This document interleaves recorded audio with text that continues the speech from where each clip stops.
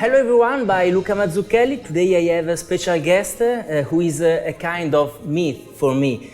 Past president of the APA, famous researcher. When I was a student at Bicocca University, I studied his incredible Stanford prison experiment. It's a pleasure for me to talk with Professor Philip Zimbardo. Thanks, Professor, for your time today. Thank you. I am delighted to be here talking about many aspects of psychology, including at the end, the new Hollywood movie called The Stanford Prison Experiment. And during my experiment, the reason I'm wearing these glasses is in order to dehumanize the relationship of prisoners and guards and prison staff with the prisoners, we all had to wear these silver reflecting sunglasses. It was an idea I got from the movie Cool Hand Luke with Paul Newman. But this is the real me. Perfect. Today's topic is violence and how people can change and suddenly become cruel. I would like to ask you some questions. The first question, Prof, is what do you think when you see on television or on a newspaper the picture of a beheaded war prisoner? The world is now, in a curious way, going back centuries. That in the olden days, I'm not sure what era, beheading people publicly, lynching people publicly, putting people in stocks to humiliate was typical. In Rome, in the Colosseum, we had Christians thrown to the lions. So it was an era where people were insensitive to human suffering. In fact, human suffering was a spectacle that you would pay to see people, gladiators, kill each other. And the good news is, since then until now, that kind of inhumanity, that kind of ugliness has disappeared. Sadly, with the new rise of terrorism around the world, it has reignited. So the horrific pictures of terrorists beheading people on television. A recent case where an individual man beheaded someone and put it on, I think, Facebook. So it's really a loss of basic humanity that we are experiencing. Now, the sad thing for me is that we, as their enemy called terrorists, the people who follow them think of them as heroes. Okay? People who are suicide bombers, people who kill themselves in the process of killing the enemy, do it for an ideology, believing that they are doing the Lord's work. The Lord there, for Islam, is Allah. So that in killing innocent women and children and strangers from the enemy, you are persuaded by the people who train you that you are doing the work of Allah. Now, we know this is a lie. This is not in Islamic tradition. This is modern cult recruiters. So, for example, the newest terrorist movement is called ISIS, Islamic State. Unlike Al-Qaeda, unlike Hamas, unlike the other movements, this is a very sophisticated modern movement, meaning they use all available social media to recruit young people. So that they recruit on Twitter, they recruit on Facebook. They have their own media center where they make videos, and they attract lonely, uneducated, disenfranchised people. And they now target Germany, France, England specifically. And the evidence is that since 2012, they have recruited more than 4,000 foreign fighters to their cause. And so this is something that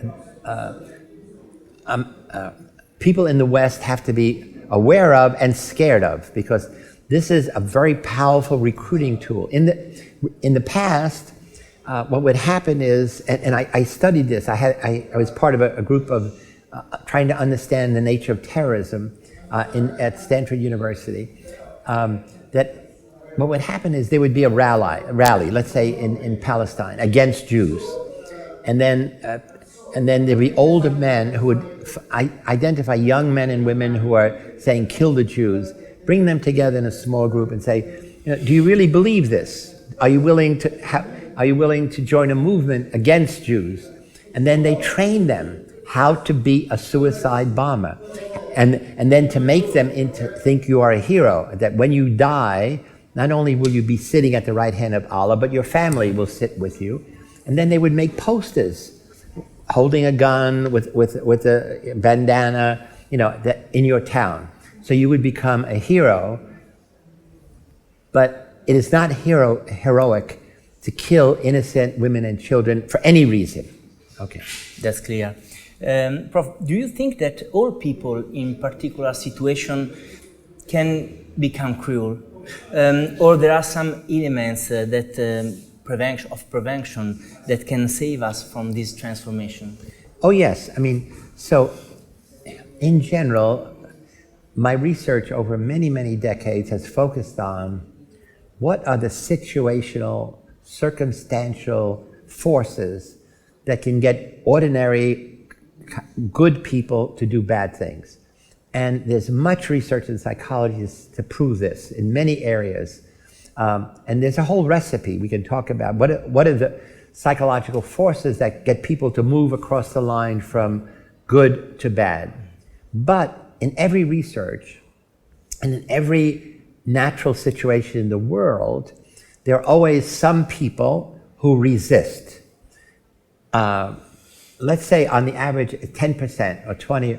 So even when the majority in research does the terrible thing, there's always a small minority that resist, okay?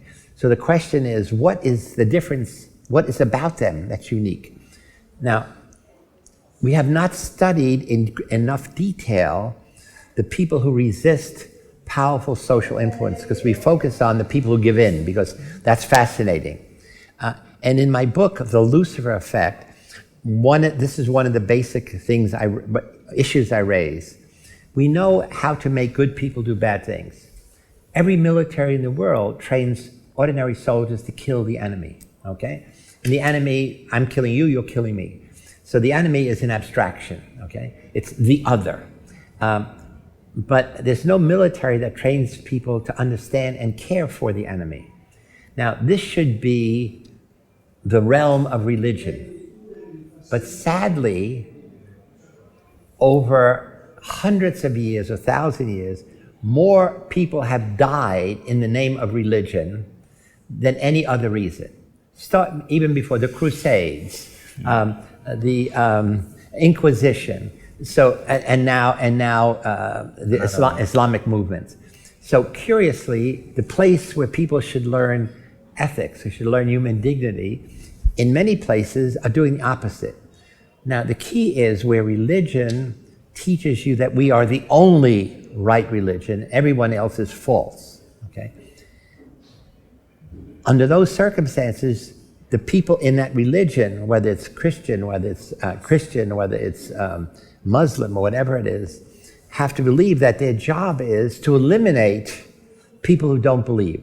So you first try to transform them. You first try to convert them to your religion. And then if it fails, you kill. If I've understood correctly, you believe that the cause of people's transformation from good to evil is the system in which they are in and the relationships with the power.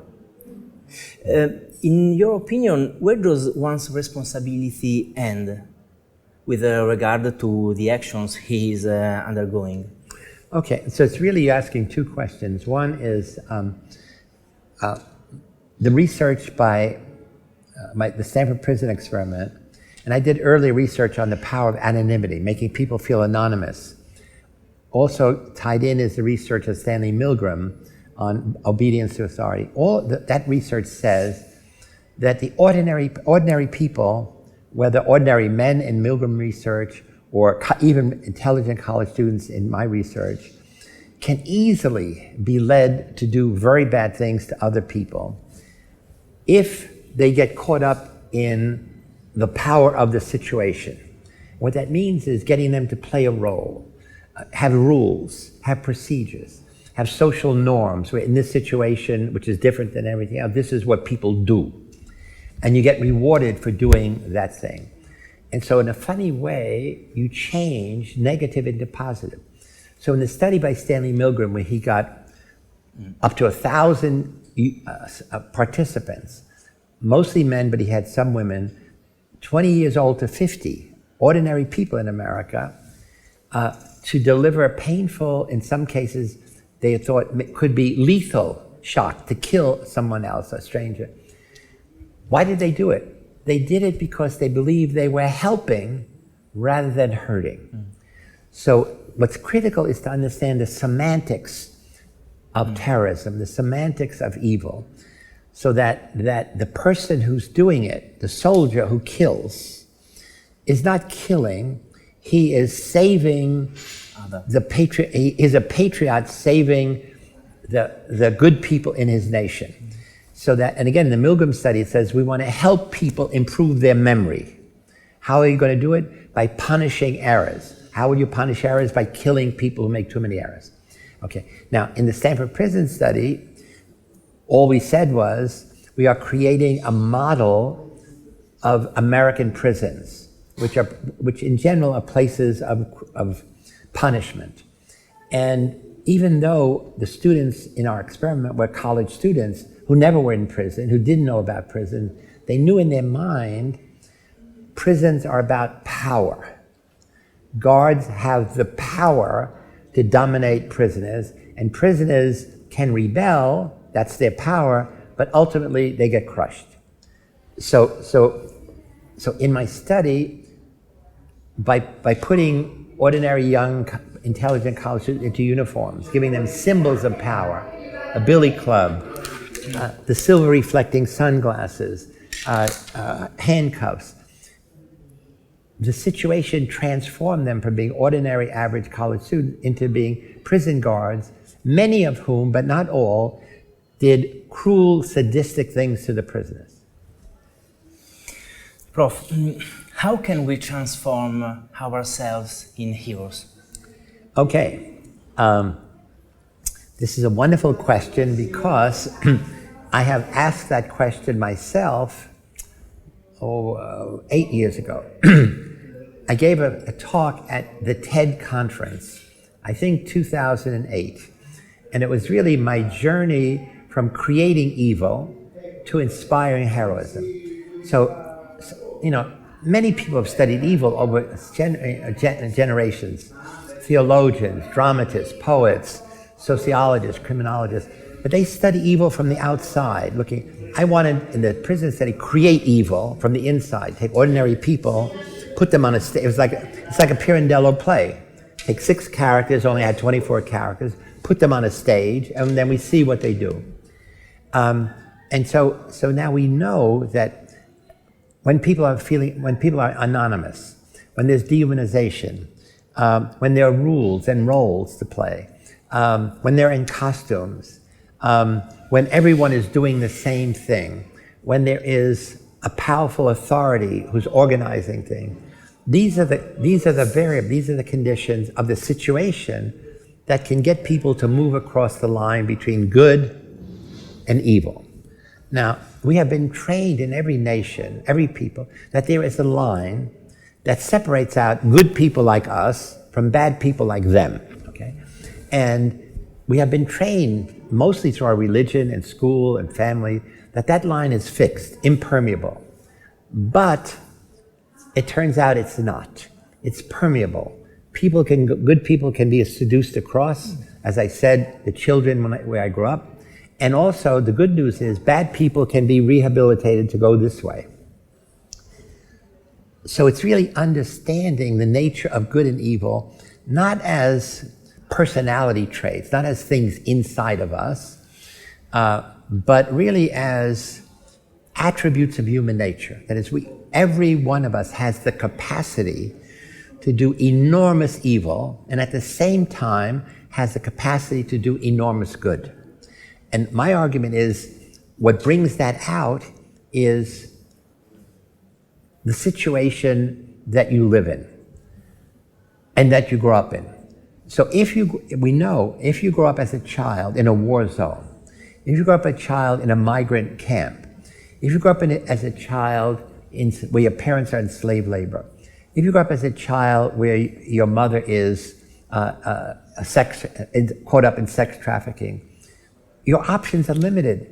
What you're going to do is just what people around you are doing. So when we say, how do we change that? It's really understanding the power of situations, but then to ask the big question that I ask in the Lucifer effect: what is the system that creates the situation? So what is the system is power. It's legal. So there's a law which says you must do. It's religious. The religious dogma says this is the way we see the world. It's economic. It's where the money power is. It's media power. The media says this is what is admired. This is what is acceptable in our culture. And it's historical cultural. This is what we have been doing for years and years. So it's to understand why a particular person does something terrible. In general, in the past, psychologists have focused only about trying to understand what's in the person, personality traits. We also have personality disposition. Is he an introvert or an extrovert? Is he a moral or immoral person? I'm saying that's the beginning, but you must always realize every human being is on the stage of life. You're never alone. So there are other people around you. So the metaphor of the actor. So you're actor and there's other co-actors. You're on a stage, there's an audience. You're in a costume. And you're there on the stage for a fixed time, usually 2 hours. When it's over, you take the costume off, the audience leaves, the other actors say goodbye, and you go back to where you were. The problem is, for many people, the acting becomes permanent because you say, it's my identity, this is what I am. I am a terrorist, okay? I am a soldier. I am a manager. I am a member of the Sicilian Mafia, or Costa Nostra in Naples. So it becomes your identity.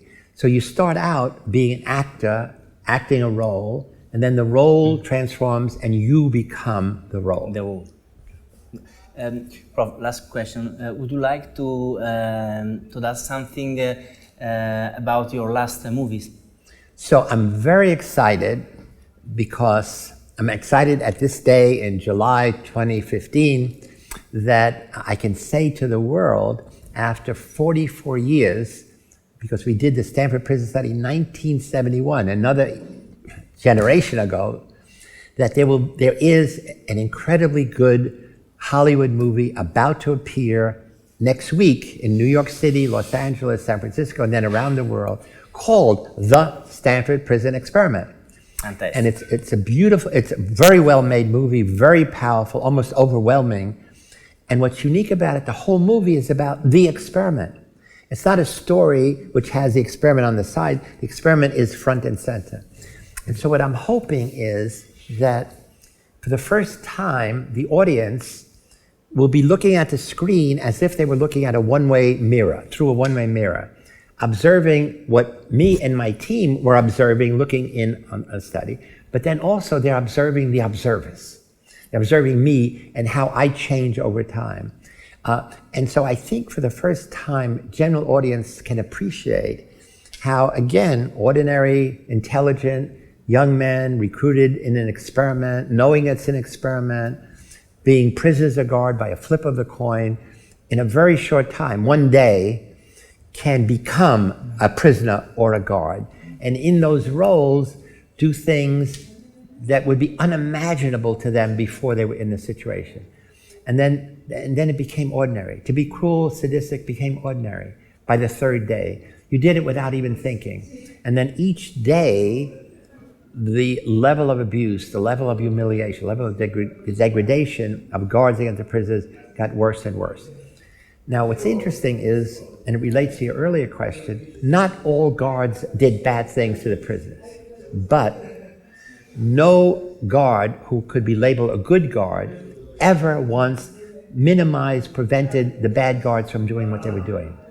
So there were 3 shifts. Guards worked 8-hour shifts. Prisoners lived there 24/7. And on each shift, there was at least one guard or two who did bad things to the prisoners. And on each shift, there was always at least one guard or two who didn't. But never did the good guards ever tell the bad guards, make a joke. you're too much into this. You're like a real guard. Or we get $15 a day if we do nothing. Why don't we just play cards? So no good guard ever made the prison better for the prisoners by reducing the abuse of the good guards. In the same way, in our study in 5 days, 5 prisoners had breakdowns, had to be released. No prisoner who survived ever gave emotional support to the prisoners who were breaking down. They didn't just break down, it was hour after hour crying. We have no evidence that they ever said, gee, I'm really sorry, try to get it together. Or when a prisoner was released, they vanished. No one ever said, I wonder what happened to Charlie, I wonder what happened to 872, whatever. So in a sense, when the study was over, I spent a whole day called psychological debriefing. First with all the prisoners for a couple of hours, then all the guards, then together, prisoners and guards. And I was able to say to them that this is a time for moral re-education, because all of us did bad things, starting with me. That is, I made the mistake of adopting the role of prison superintendent rather than only being the principal research investigator. Because as a research investigator, I would be back, objective. I would have ended the study much earlier. As a prison superintendent, my job and my focus was on the guards more than the prisoners. My focus was on maintaining the integrity of the prison, keeping it going as long as possible. Okay? And so that was a mistake. And in that new role, I saw guards humiliating prisoners, causing suffering, and I did not stop it. Now, what's dramatic is, as a professor at Stanford, was considered one of the most caring, most loving professors of students ever. I had no boundary between me and students. I worked to be a friend of students. And suddenly, within a day or two, I'm seeing students suffering, and it's a check mark. Toilet run, parole board hearing. And so again, part of the message of the power of the situation was the way in which it transformed me, not just the guards. Now, what I want to end with is, in the study, the way the study really ended was a very heroic act by a young woman. I had been dating a former student of mine in the summer of the study, Christina Maslach. She had just graduated from Stanford, had been my thesis student, just got a job at University of California, Berkeley, and we had just moved in together in San Francisco, thinking we live together, if it works, we get married. But I loved her, we loved each other. And on Thursday night, the study began Sunday, Monday, Tuesday, Wednesday, Thursday. On Thursday night, she was in the library, and I said, why don't you come down after you finish, and we'll go to dinner Thursday night. And when she comes down, what she sees is, again, through the video monitor, what happens every night at 10 o'clock, it's the last time prisoners could go to a real toilet. Because after that, they had to urinate or defecate in buckets in their cell, which they hated because it made everything smell terrible. But the guards used that as an opportunity, the last opportunity to humiliate the prisoners. So they put bags over their head, paper bags, chained them leg to leg, made them walk, like prisoners in a gang, yelling, screaming, hitting. And I look at this as she looks, and for me it was check mark, 10 o'clock toilet run. No. And she begins to cry, runs out. We have a big argument. And I say to her, what's wrong with you? Don't you see there's the power of the situation? Nobody's ever seen this so dramatically. And she said, how could you see what I see and not be upset? She said, I know you as a caring, loving person, and you are allowing young men to suffer. They're not prisoners, they're not guards, they're boys. And you are responsible. I keep yelling at her. And finally she says, wait. If this is the real you, I don't want to continue my relationship with you. And at that point, it was like a double slap in the face. Dun, dun, dun. I said, wait a minute, you're right. And at that moment, I realized, oh my God, I have been transformed. I think she said, you have been transformed. I said, you're right, we have to end the study. And so this is like 11 o'clock at night, and so I had to figure out how to change the next day. Now, in the movie, they have the confrontation with her and me, but they do not make that the end of the movie, because they want it to be more dramatic. So what happens is she leaves, the actress, Olivia Thirlby, she was in the movie Juno, and the person playing me, Billy Crudup, he was in a movie Almost Famous. I go back to the dungeon, and I turn on the television, I look to see what the guards are doing, and it's the worst sexual abuses going on in the movie for 10 minutes. The guards are saying, your female camel, your male camel, hump them, meaning at sodomize. And the guards are yelling and screaming and pushing together. And it's really overwhelming, even for me to look at it. But it really happened like that. And then I go in and say, the study is over. So they wanted a really powerful, dramatic ending. So that's the only thing in the movie which was not accurate. And they did it because they wanted more powerful, dramatic ending, which it is. It's almost overwhelming. So I'm excited to see reaction of people, ordinary people around the world. I think it will be good for psychology to say Absolutely. Psychological research can have an impact in various ways. Absolutely. Philip, thank you very much for this interview, and I hope to see you soon again. And thank you. Ciao e grazie. Ciao.